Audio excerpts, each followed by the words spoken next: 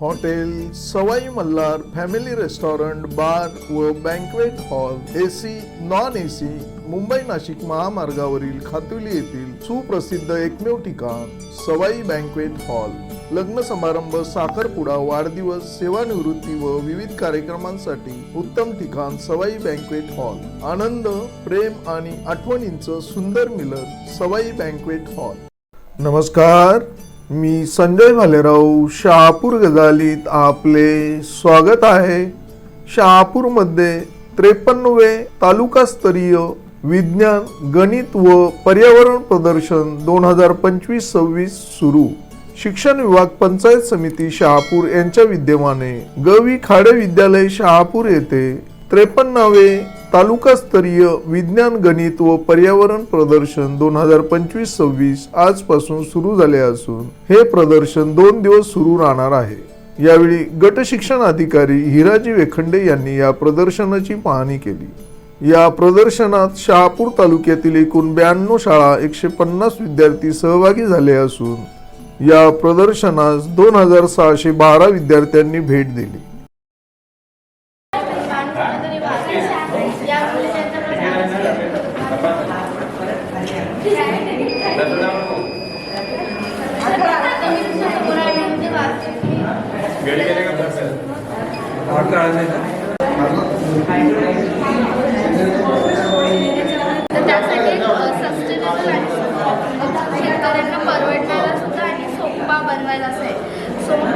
पाऊस पडला तर हे म्हणजे प्लास्टिक असेल रोल केलेलं ऑलरेडी ते पावसाचं पाणी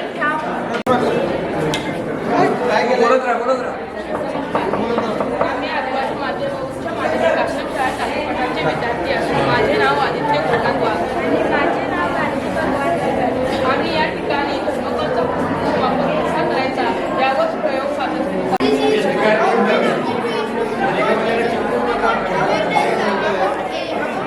चालू कर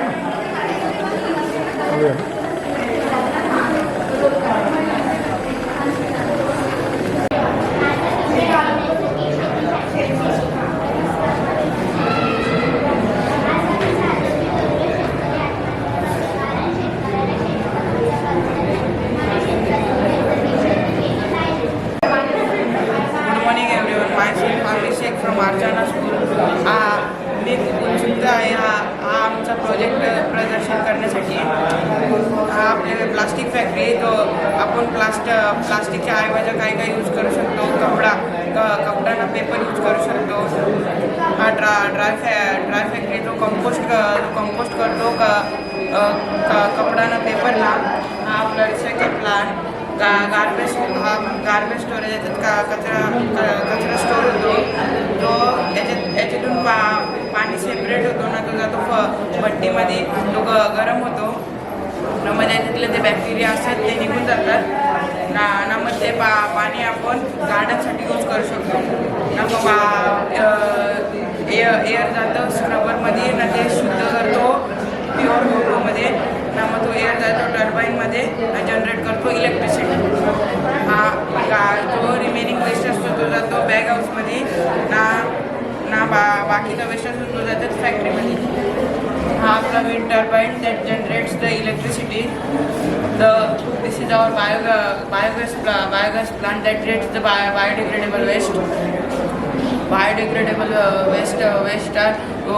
fruit, vegetables and animal poop that converts into the useful gases, carbon dioxide and methane. It can be used for the cooking in our house.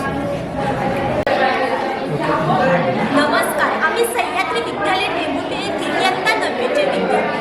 आज आम्ही तुम्हाला एक मॉडेल दाखवणार आहोत। मॉडेलचं नाव आहे नैसर्गिक पर्यावरणाचे संरक्षण तसेच प्राण्यांबद्दल करुणा बाळगणे।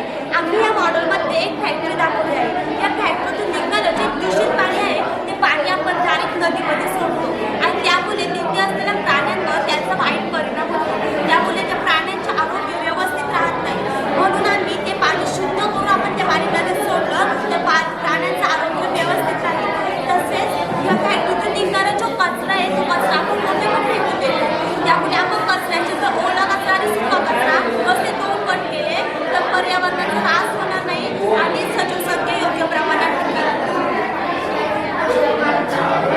नमस्कार. जिल्हा परिषद शाळा चेरवलीचा हा प्रोजेक्ट आहे शाश्वत शेती.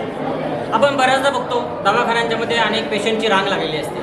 का बरं लागलेली असते? वेगवेगळ्या प्रकारचं अन्न खाल्लेलं असते, कुठेतरी काहीतरी प्रोडक्ट विकत घेऊन खाल्ले असते. ते शेतकऱ्यांनी कडून आलेली कडधान्य, अन्नधान्य, फळं फुलं जी आहेत त्याच्यावर वेगवेगळ्या प्रकारची खतं, औषधं फवारलेली असतात. कशासाठी? तर जास्त उत्पन्न मिळवण्यासाठी. आणि हे जास्त उत्पन्न कोणत्या खतातून मिळतं? Urea, DAP, NPK. बरं, हीच खतं वापरली पाहिजेत का?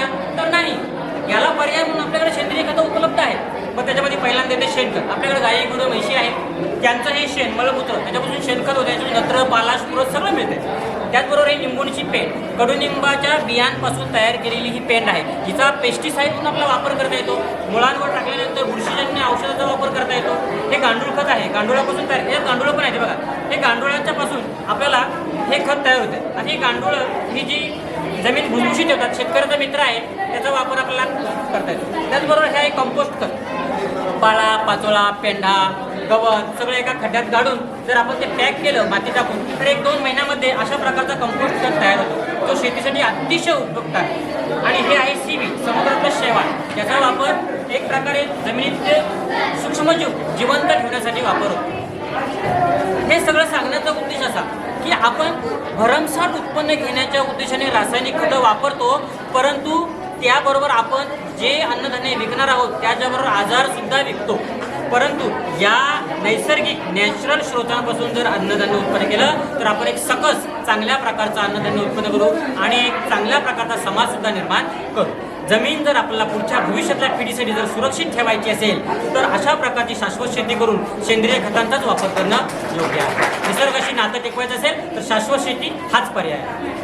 राज्य विज्ञान शिक्षण संस्था नागपूर, त्याचप्रमाणे शिक्षण विभाग, माध्यमिक शिक्षण विभाग, प्राथमिक जिल्हा परिषद ठाणे आणि पंचायत समिती शहापूर यांच्या संयुक्त विद्यमाने 53वे तालुकास्तरीय विज्ञान प्रदर्शन शहापूर तालुका एज्युकेशन सोसायटी शहापूरचे गवी खाडे विद्यालय व ज्युनियर कॉलेज शहापूर या ठिकाणी संपन्न होत आहे. या वर्षाचं जे विज्ञान प्रदर्शन आहे ते प्रामुख्याने आत्मनिर्भर व विकसित भारतासाठी STEM आणि हा मुख्य विषय असून 7 दुसरे जे उपविषय आहेत त्याच्यामध्ये शाश्वत विकास असेल, नंतर कृषी असेल, व्यवस्थापन असेल, पर्यावरणाविषयक जाणीव जागृती असेल, तर अनेक यासारखे विषय त्या ठिकाणी दिलेले आहेत. विद्यार्थ्यांमध्ये वैज्ञानिक दृष्टिकोन, त्याचप्रमाणे पर्यावरण विषयक जाणीव जागृती होण्यासाठी तालुकाभरातून जवळजवळ 90 ते 95 शाळांनी यामध्ये सहभाग घेतलेला आहे आणि तालुकाभरातून त्या ठिकाणी बालवैज्ञानिक आणि शिक्षक त्या ठिकाणी सहभागी झालेले आहेत.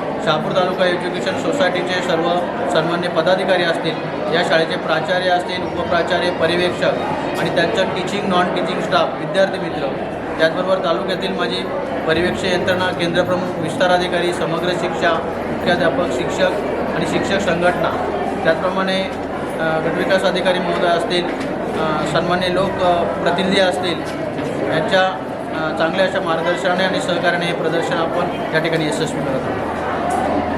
ताज्या घडामोडींसाठी पाहत राहा शहापूर गजाली. धन्यवाद.